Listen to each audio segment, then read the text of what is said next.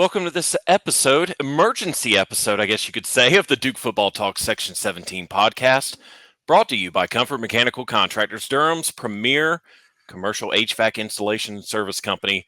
For more information, go to comfortmc.com or call 919-383-2502. Can you still see me? There we go.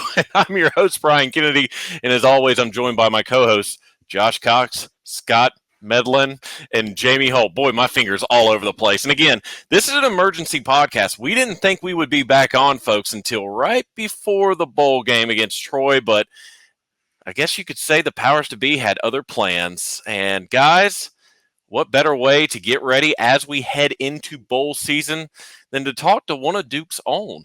I'm not going to introduce him. Actually, I will introduce him. There he is, interim head coach Trooper Taylor. He's out and about, and I mean, folks, we're recording late. It's a late one. He's been burning the midnight oil, so heck, we'll burn the midnight oil too. I'm usually in bed by now. And the guys give me grief, Trooper. So, but how?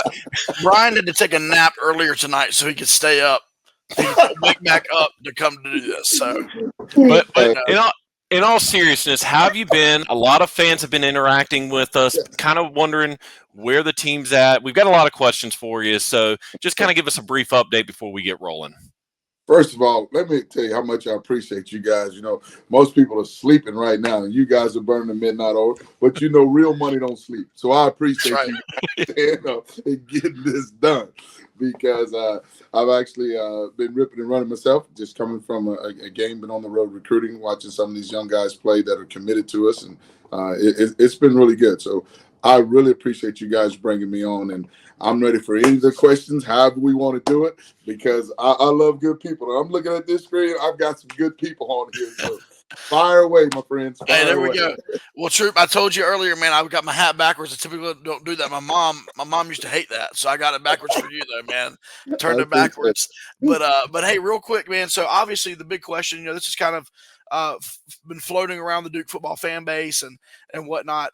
Walk us through, man. We know you've interviewed for the head coaching position, and just what I know. There's probably a lot of things you can't say about that, but maybe what can you say about that experience so far? You know, I appreciate the question, and I would say this. You know, Nina King is doing a phenomenal job. I mean, she's very professional in the way she handles business, and she's done a great job of putting a group of candidates together. And and my biggest deal that I would tell you guys is that I'm excited for this opportunity. I went through it one time before, and then having that experience and being able to have another chance at it, and to just express to them how much I love this football team and love being in this area. And I was just honest. There's a lot of people that are interested in this job, but very few are invested. I'm invested. I've invested 5 years. And that's important to me because my investment are those players, and that's what's most important to me. So I think she knows that. The great thing for me is she does know who I am, and I tell the players all the time, their tape is their resume. And even though my interview started at a certain time, I let them know my interview started 34 years and then 5 years in front of them. And so that's really important to me. And so I thank her for the opportunity. She's done a really good job, though. And I can tell you this, she didn't cut me any slack because she knew me. I can promise you that. There was none of that going on. So, but I really appreciated that opportunity. Yeah. How's it felt? I know there's a lot of support for you among the players and the recruits. And I only say that because they've been public with it. There's been players public with tweets and recruits with tweets and things like that. And no matter what happens between now and the time a new coach is hired, how does that make you feel, man, knowing that the guys that you invested in the locker room, have your back and support you like that? I really appreciate the support, but what I would tell you this, man, a lot of people give that family lip service. I don't. I live it every day, and I tell them blood just makes you kin. That love, trust, respect, commitment, hard work, that makes you family. But you can't talk about that. That has to be something that they feel. And a lot of people tell you what they want to hear and let you talk, but when they feel it and they know that problems aren't scheduled, just like you guys on here in the middle of the night, if one of them were to call me right now, this interview would be over. And they know I'm going to answer that phone and be there for them. And it's the same thing with the recruits and the parents of those guys. And here's what I tell them. Everybody knows that the most precious gift anybody has are their children. That's the most precious gift any of us have. And what I try to do is how I would do it if it was my son or my daughter. And I tell them this: I wanted my son to be treated fair. I wanted my son to have an opportunity, and I wanted my son to be safe. If you put him in those three things, everything else he has to do, don't give him anything. But if I know he has those three things, then he has a chance to be successful. And that's all we want. And so when those parents lay down at night, they know that their son is in good hands because they know I got him. I take a skateboard to their house if something was wrong with him. And they wouldn't have to call me. I tell them, I don't care if you send the smoke signal. I'm going to answer that phone. I'm going to make sure I'm coming. I'll make sure I'm there. And then I'll let the rest of it take care of themselves. And so that to me is why you see the players and former players and guys reaching back out, because it's about the word relationship. And you guys know, man, y'all been in this business a long time. Everybody that smiles in your face is not your friend. And those players and those parents know that. And I try to make sure that they feel that way, that they're going to turn their son over to somebody for the next 4 or 5 years. If they give him to me, they're going to know that he's taken care of at the end of the day. So you have had the honor of being the interim coach not once but twice. I don't think I can remember any assistant that has gone through that in my memory as a football fan. Obviously, two completely different scenarios. The first scenario was after Coach Cutcliffe and the program parted ways. Obviously, head coach Mike Elko going down to Texas A&M.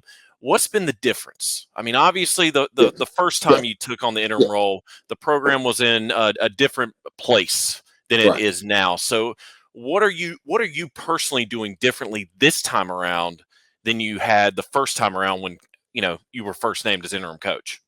Well, the first thing that I look at is the first step to solving a problem is knowing that you got it.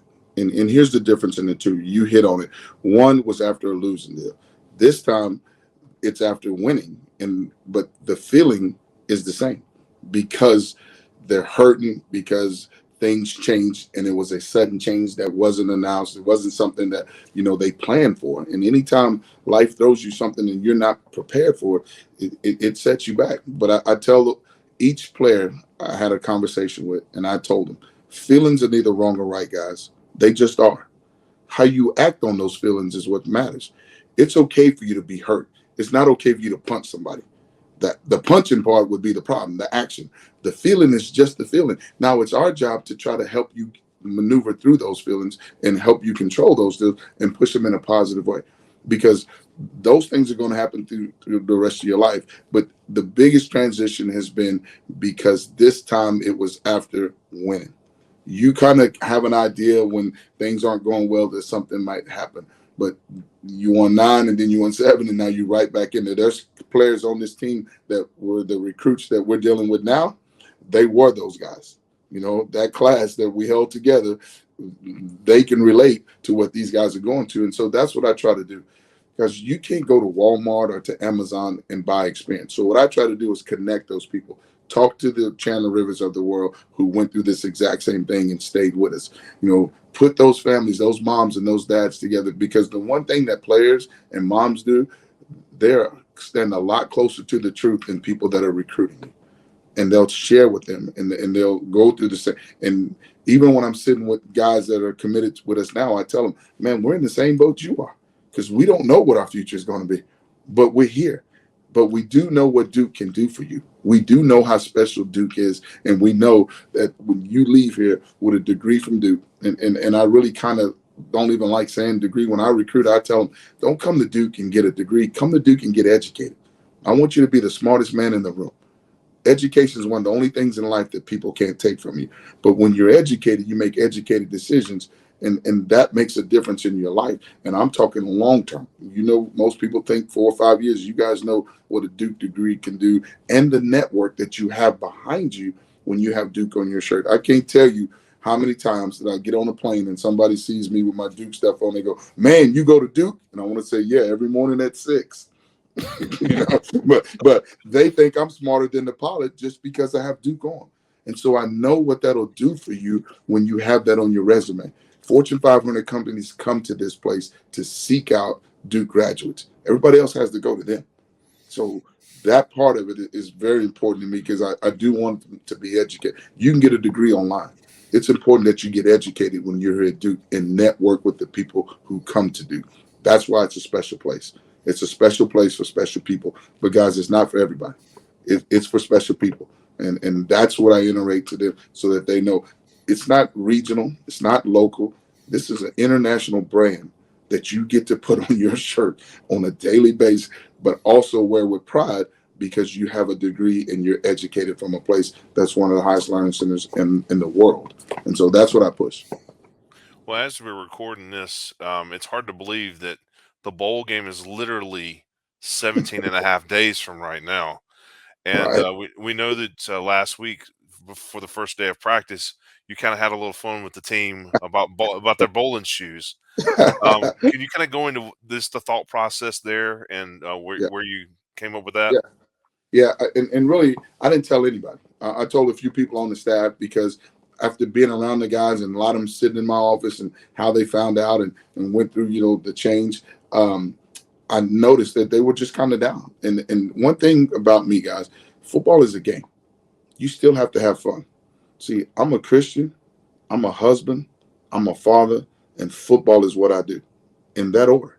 And I don't let that get outside of the realm of things so that I can stay focused on making sure that I remember that these are young men. They're still kids. They're still kids. And so we've always had a hard time keeping a secret around here. So you want to try to do something. The kids pull up and they see buses. They go, oh, we're going. Or the trainers open the training room and start taping. And if you don't tape, they know. So I didn't tell anybody. All I did was say, I want to meet with every department and let them know that we're going to do something on Thursday and just be prepared. I want to meet with the team first, and then I'll send them to you, Feely, for lift and weights, and for you guys to tape them and all that.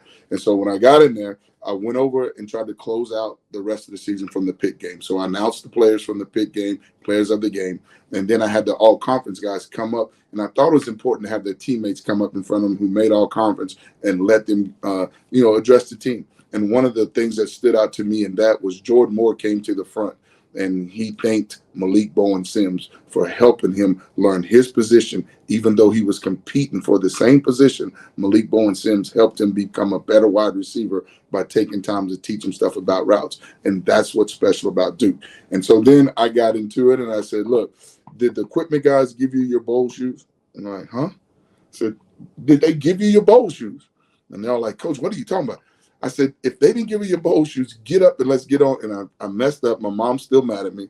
And I said a bad word that I probably should have said. She's not happy with me. I had the potty mouth, my wife, people that have been around me that never heard me say that before. But I was really trying to hammer home to them to let them know that I wanted it to be exciting. And what I did for the first time, we took everybody in every department. We took anybody who touched a football player's life was invited. Well, before we go, and then just the team went. I took academics, everybody involved in academics went. I took everybody in the training room. I took the equipment guy was like, "We get to go. If you don't go, you're gonna have a problem. So you better get your butt on the bus right there." And then we divided them up and made them play against each other, like running backs against linebackers and things.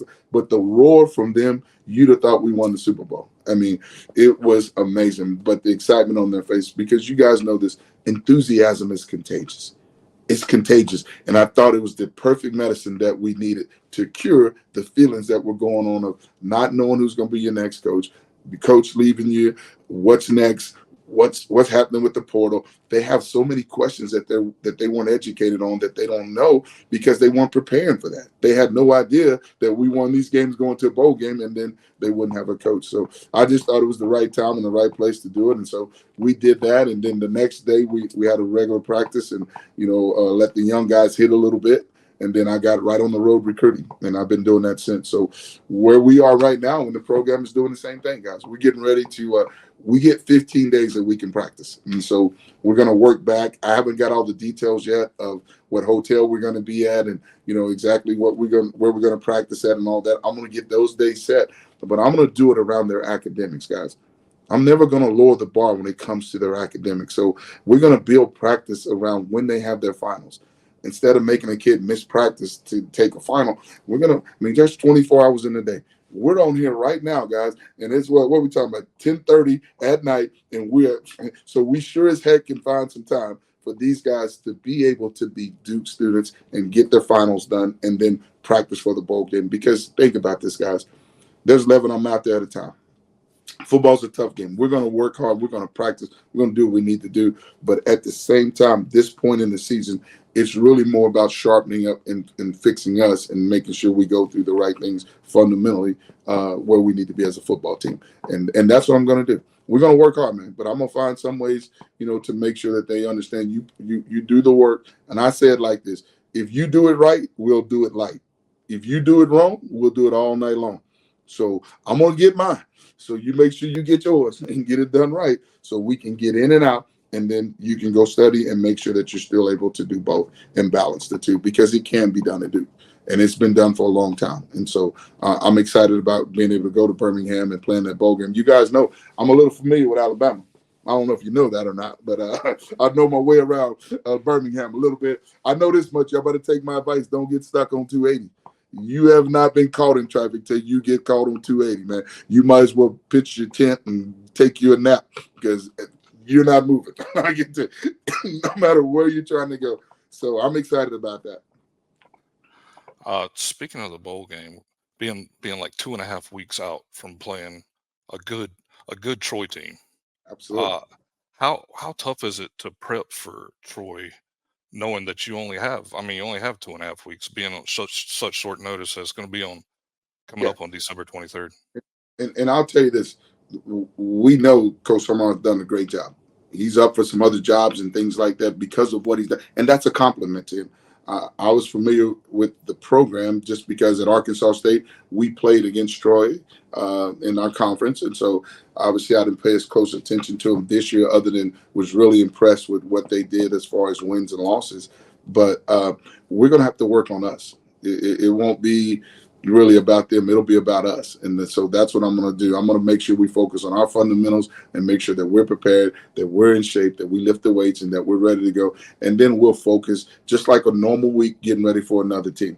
I'm not going to say we're going to practice for them for 15 straight days. We're not going to do that. I mean, even I can't hold my attention that long. I'm going to make sure that we get back to the basis of sharpening us, who we are, and make sure that the situational football is taken care of, that we're conditioned, and we make sure that we've given the right nutrition and that they're rested and that they're ready to go when we get to Birmingham. Awesome. Hey, Troop, let me ask you this.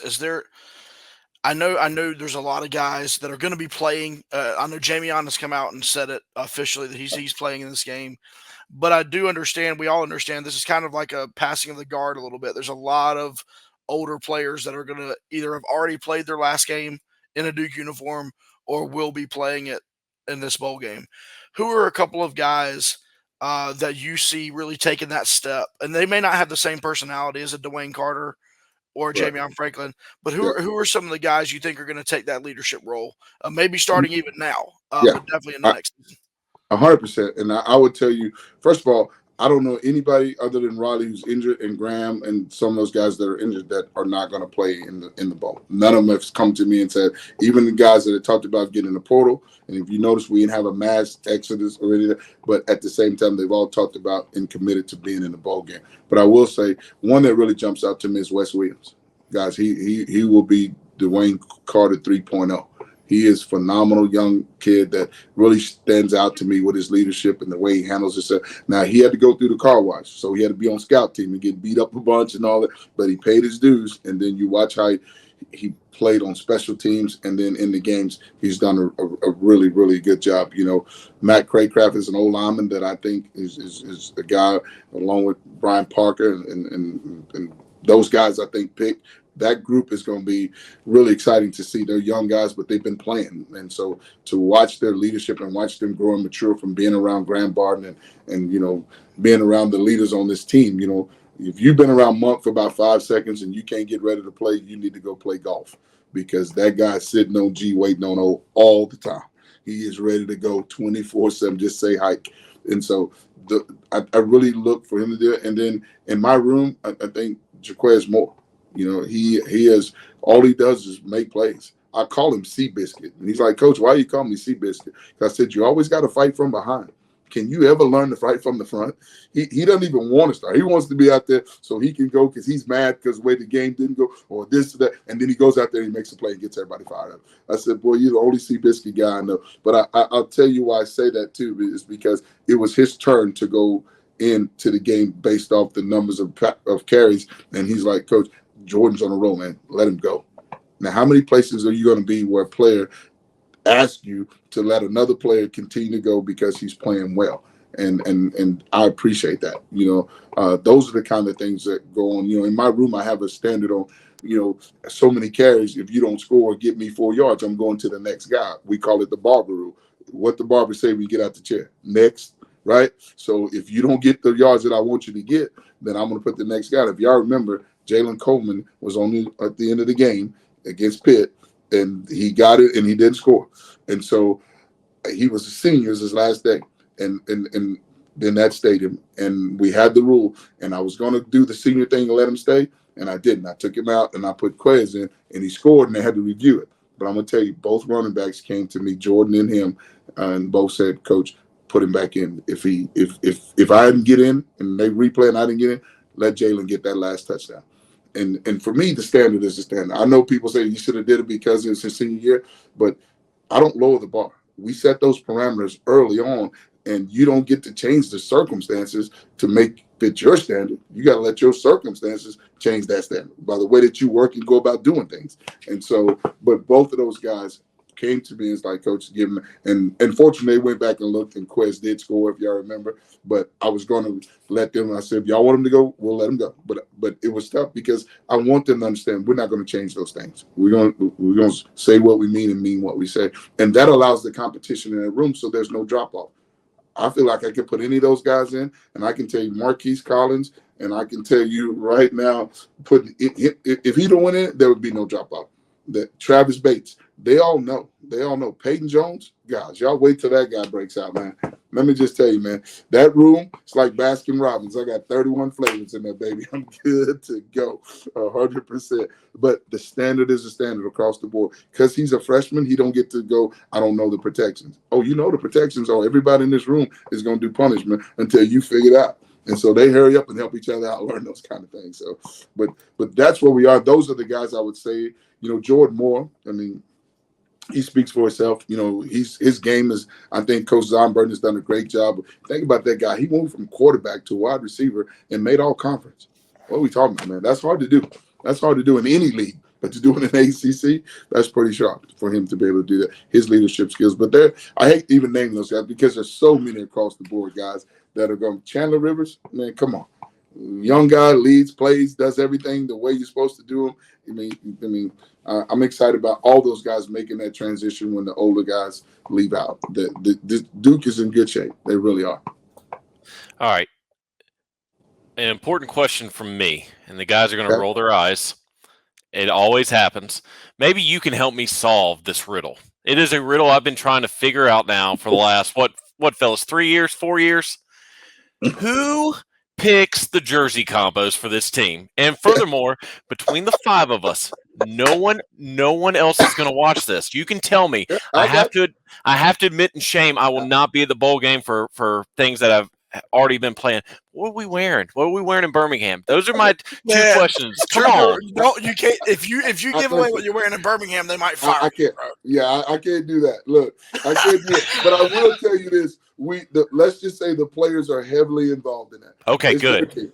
So the players are heavily involved in what they're going to do, and I'm going to tell you, I'm going to make sure that happens. But I am going to tell you this: when we get there, we're going to make that bowl game a special game for us. We're going there.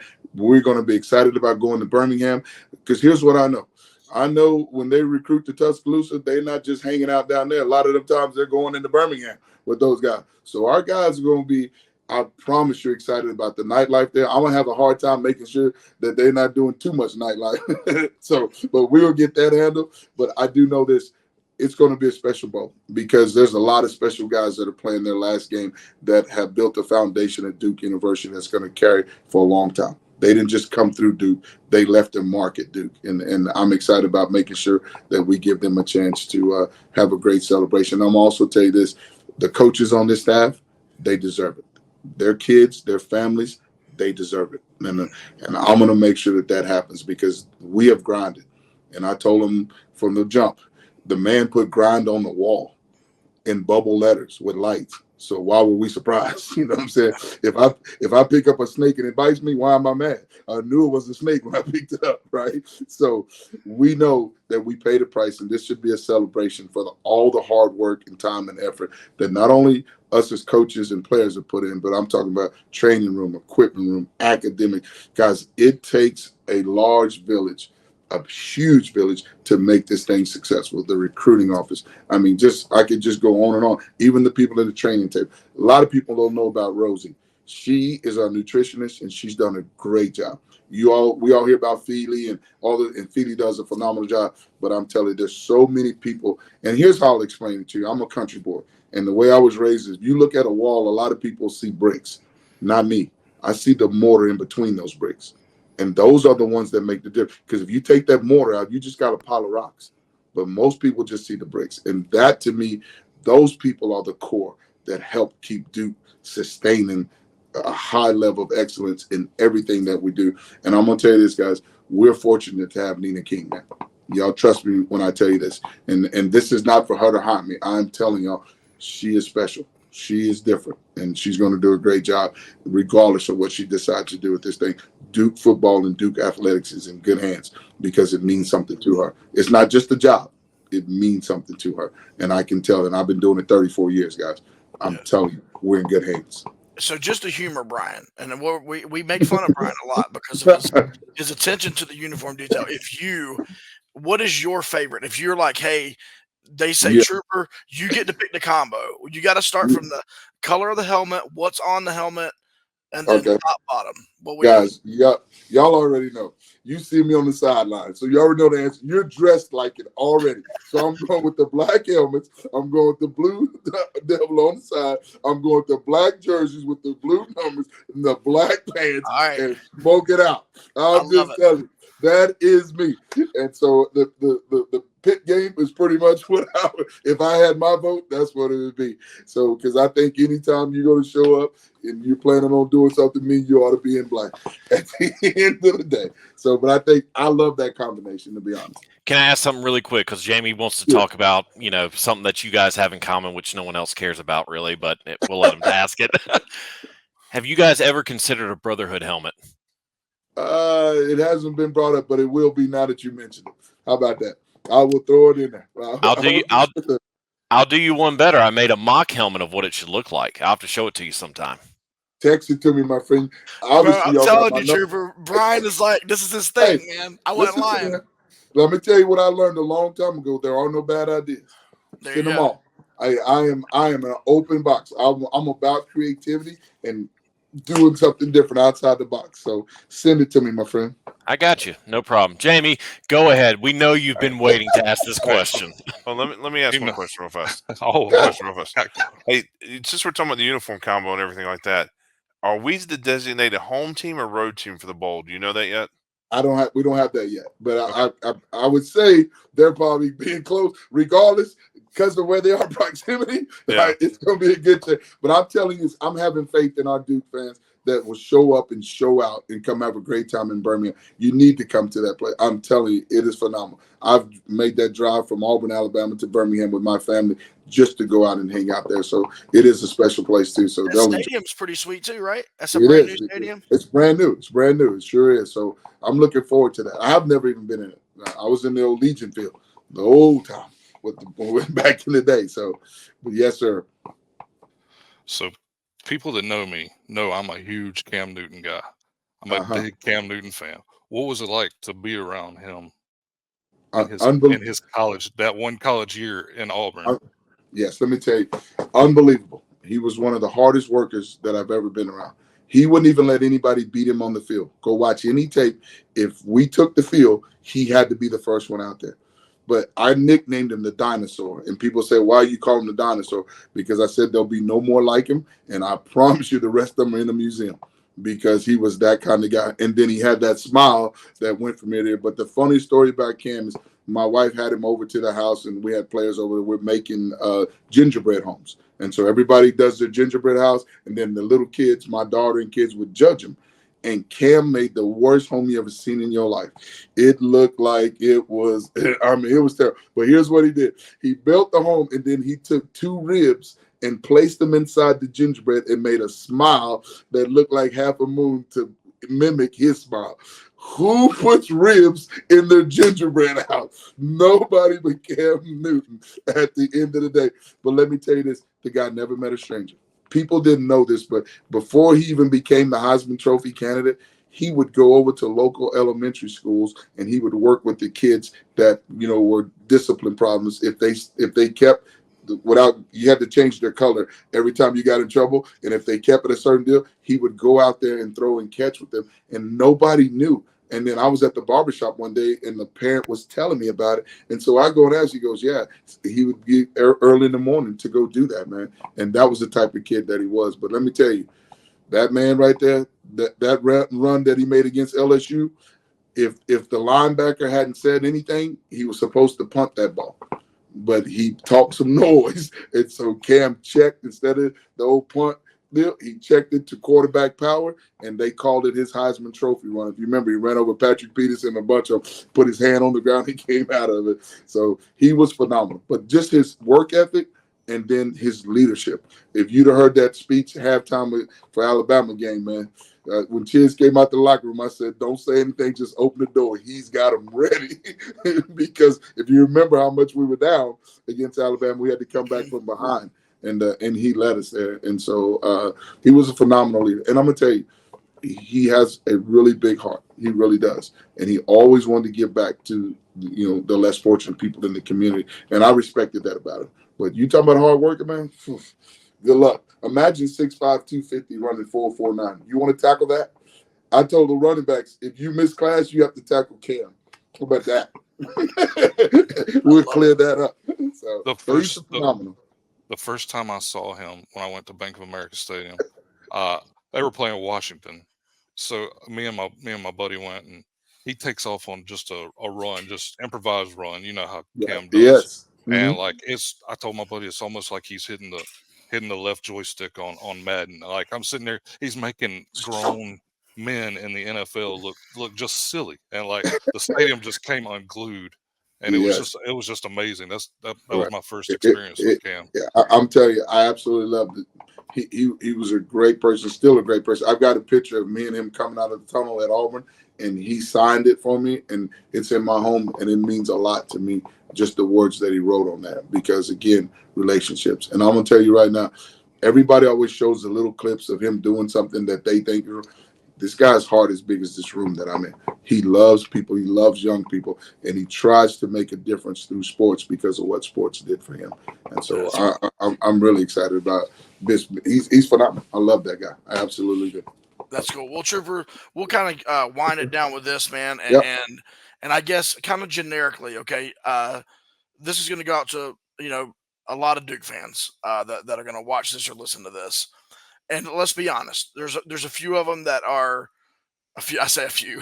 There's a percentage of Duke fans that are hurt / angry / then others that are just hesitant or like, you know what I'm saying? Just all the feelings that come from a fan base. And I know you guys are in the middle of it. This is your livelihood and your lives. So not to diminish anything from inside the program, but from the outsider's perspective, there's a lot of question marks. What can you say to the fan base, as Duke heads into this next season, right, of whatever it is, bowl game, obviously, but even into the future past that? What are kind of some words that you would give to this fan base as they kind of look to the future? I would tell them to trust that the foundation is set, and now it's about sustaining and maintaining it. The people that fit at Duke, they are the kind that you can really depend on when it comes to this. And this is why I try to tell people, we're not going to out-facilitate people. We're not going to have the biggest stadium. We're not going to out-NIL people, but we can out-love and outwork people. Where a kid would say, instead of taking these $2,000 or $3,000, those things I mentioned to you about having an opportunity, being safe, and making sure that their parents feel good about in the degree that they're going to get from Duke. Duke has a core deal about it that gravitates people together to be closer than what most places that I've been ever try to be. You have teams, but It is different. When every coach came here and I was the holdover, I kept telling them, I'm sorry, Duke is different. Duke is different. There's a difference about Duke, and there's something to it. You walk, and everybody always tries to say it looks like Harry Potter, on those bricks and the deal. But that's unique. That's special. What other school do you know has a patent on the bricks? What are we talking about? But it's the people inside them.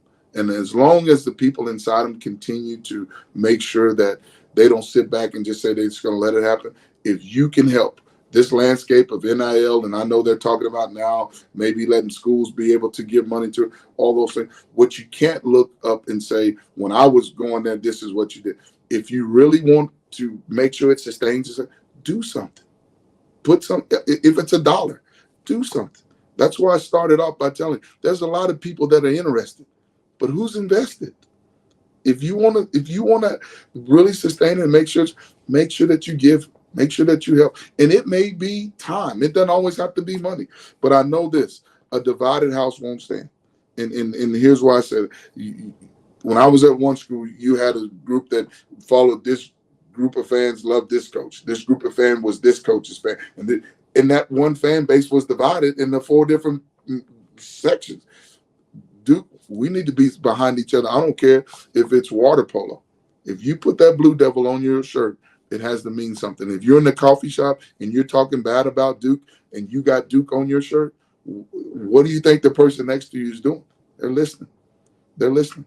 And you are making an example of what Duke is about every day. So I would tell the fans this, be excited about where it's at. But if you want it to sustain and continue to do that, be active. Show up. Come to a game. If it was easy, everybody would do it. Come Thanksgiving. I know your family's here. Bring the turkey. Eat it in the stands. I don't care. Come. Bring the kids. Be a part of it. Even if you come boo, come. Okay, at least you're giving your opinion. At least you're there to interact and do that. I was just at this game, and I got on the ref so bad, and I didn't have an iron in the fire. And the ref came up to me and talked to me about that did y'all know this? There's no 5-second call anymore, even if the defender's close to you. There's no 5 seconds. And he tried to clarify it in Georgia. And I was like, I don't want to hear that, man. That dude's playing good defense. That should have been a 5-second call. So I said it so loud that the ref on the way to halftime came and said, hey, let me talk to you. And so I went down and visited with him about the rules of basketball in Georgia. I said, I just make friends everywhere I go. It's amazing why he picked me out. So, but at the end of the day, guys, it's a special place, but we don't want to sit back and just say it's going to sustain itself. Be active. I can't mow somebody else's yard when my grass is 6 feet out. So don't talk about the other schools that we have to play and what they're doing if you're not doing anything to make sure that your team and this university can be elite for a long time, because that's what it is. And the only way it's going to stay that way is all the Duke fans have to continue to bring more fans in and to do their part by participating in any way, shape, or form that they can. That would be my message. And as you were talking, we did flash DurhamDevilsClub.com. So fans, if you want to contribute after listening to Trooper, go to DurhamDevilsClub.com and find out more information. Coach, truer words could never have been said to close out an episode. We want to thank you very much on the recruiting trail for joining us. We wish you safe journeys as you continue, and we look forward to seeing the results from the field in Birmingham, and we hope to be talking with you soon. Sounds good. I appreciate you guys. And let me tell you, recruiting's like shaving. If you don't do it every day, it shows. So that's what we're going to be doing. We're going to be recruiting every day. And God bless you guys. Take care. Have a great night. You as well. You as well. Well, that will do it for this emergency episode of the Section 17 podcast. Again, our thanks to interim head coach Trooper Taylor. But that will do it for us. We will be back as we prepare for the Birmingham Bowl. We will look to Duke's opponent, the Trojans of Troy. But for now, that'll do it for us. For Scott Medlin, that way. There we go. For Josh Cox and for Jamie Holt, as well as producer Justin Sykes, I'm Brian Kennedy, and this has been another episode of the Section 17 podcast.